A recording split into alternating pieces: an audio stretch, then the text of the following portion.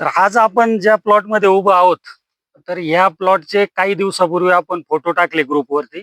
तर काही शेतकऱ्यांनी कमेंट केलंय की हा मागच्या वर्षीचा प्लॉट आहे किंवा हा केळीचा प्लॉट आहे. तर आता त्या शेतकऱ्यांसाठी खास आम्ही आज या प्लॉटवर आलोय औरंगाबाद मध्ये. तर आज ते शेतकरी स्वतः आपल्या बरोबर उभे आहे. तर आता आपण त्यांच्या तोंडूनच या सर्व प्लॉट बद्दल आपण माहिती घेऊ. तर सर पहिलं नाव सांगा तुमचं. माझं नाव शिवनाथ जगन्नाथ कोटे, राहणार मोरहिरा, तालुका जिल्हा छत्रपती संभाजीनगर. ओके. तर आता आपण मागच्याही वर्षी हळद केली होती. हा मागच्या वर्षी आपण स्लरीची किट वापरली, रॉयल न्यूट्रिएंट स्लरी. हा आता ह्याही वर्षी वापरली. तर आता ह्या वर्षी आपली लागवड कधीची आहे? ही मेची लागवड आहे. एप्रिलची 26 समजा. 26 एप्रिल. एप्रिल शेवट. ओके. तर आता आपण आतापर्यंत ह्या प्लॉटला स्लरी किती वेळा दिली? नाही, प्रत्येक 10 दिवसाला चालू आहे आता समजा. जशी सुरुवातीपासून उगवण शक्ती झाली, उगल्याच्या नंतर तेव्हापासून 10-12 दिवसाची, जसं आता मध्ये पावसामुळे थोडं मागं झालेलं आहे, पण मग चालू आहे समजा. ओके. हा. बरं, आता स्लरी वापरल्यानंतर तुमचा जो खर्च आपली मागच्या वर्षी भेट झाली, बरोबर? हा.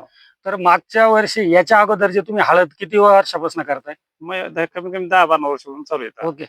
तर आता तुम्ही माग जे हळद करायचे आणि आपली भेट झाली, स्लरी तुम्ही वापरायला सुरुवात केल्यापासून तुमचा जो खर्च व्हायचा हळदीमध्ये, तर त्याच्यात तुम्हाला ह्या वर्षी किती फरक वाटला? नाही, बराचसा फरक झाला नाही, कारण की जे आपल्याला ह्युमिक बाकीची जी कंपन्या कोणते समजा काही हे पांढऱ्या मुळीसाठी हे द्या, मी आजपर्यंत काहीच दिलं नाही दुसरं खत. आपलं ज्या 10 दिवसाला ही सोडा, त्याच्याबरोबर गोमूत्र, ताक आणि गुळ ही जे हे डेली चालू आहे. आणि अजून मग आपली जी खत सोडायची कधी ते चालू आहे, त्याच्याबरोबर खत चालतं. बरं, खत आता तुम्ही देता त्याच्याबरोबर, तर इथून मागे जे वॉटर सोल्युबल खत द्यायचे आणि स्लरी वापरली त्याच्याबरोबर जे खत वापरले, तर खताचं प्रमाण किती कमी केलं तुम्ही? खताचं प्रमाण कमीच आहे आता समजा स्लरीमुळे. पण मग बाकीचे दुसरं खर्च, इतर खर्च झालाच नाही ना. नुसतं खत तर मागच्या वर्षी ते जे खत ते हे बी चालू आहे, पण बाकीचं दुसरं जे राहायचं समजा, तुम्ही मॅक्रोन्यूट्रन द्या, हे द्या, ते दिलेच नाही ना आता लोक या वर्षी. म्हणजे मायक्रोन्यूट्रन वगैरे काही काही दिलं? दिलंच नाही ना. आणि याच्या आपण फवारणीला स्लरी वापरली ना? ह्यावेळेस त्याच्यात ती फवारणी होती. अच्छा, मग बीन्सला वापरली. बीन्सला. Okay okay okay. तर आता काही शेतकऱ्यांचं म्हणणं असाल, आपण जे सांगतो की स्लरी अशा पद्धतीने बनवा, अशा पद्धतीने वापरा, तर काही शेतकऱ्यांना वाटतं ते अवघड काम वाटतं. तर त्याबद्दल तुमचं काय मत आहे?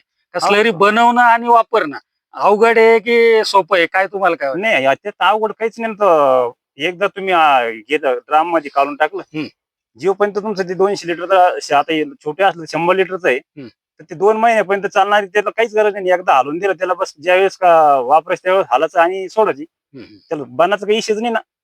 आणि आपण ठिबकने जे खत सोडतो त्याच पद्धतीने सोडणे त्याला. बरं, आता याच्यात काही शेतकऱ्यांचं, मराठवाड्यातल्या त्यातल्या त्यात खास करून मराठवाड्यातले जे शेतकरी आहे त्यांचं म्हणणं असं येतंय की आता हळदीचा आमचा टाइम संपला खत वापरायचा किंवा स्लरी वापरायचा. तर स्लरी बद्दल तुमचं काय मत आहे? स्लरी कधी वापरली पाहिजे? आता जे हळदीचे शेतकरी त्यांचं असं म्हणणं असतं की ऑक्टोबर सप्टेंबर संपला की आमचं खत किंवा काय स्लरी असेल किंवा या पद्धतीचं देणं आम्ही बंद करतो. तर तुमचं काय मत आहे? नाही, अजून तर लय मोठा पिरियड आहे ना त्याला. आता आताशी काही जणांची जूनची लागवड असेल. हो. आता जून, जुलै, ऑगस्ट, सप्टेंबर, ऑक्टोबर, आता 4 ते 5 महिने झाले काही केलं. 4-4-5 महिने, ते काहीला 3-4 महिने झाले. मग अजून तर 4 ते 5 महिने जायचंय. 8.5 महिन्याचं पीक आहे ते. कमीत कमी 7 महिने तरी त्याला खायला लागतच ना. हो. तर त्याला आता तुमचे जे हळदीचं कसं असतं,